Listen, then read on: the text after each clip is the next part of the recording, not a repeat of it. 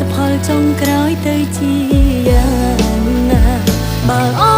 ចិត្តប្រាប្រងបងកុំលាពើងអូនគ្មានសិទ្ធប្រឆាំងអ្វីបងត្រូវការយល់ស្របតាមក្រុមយ៉ាងបង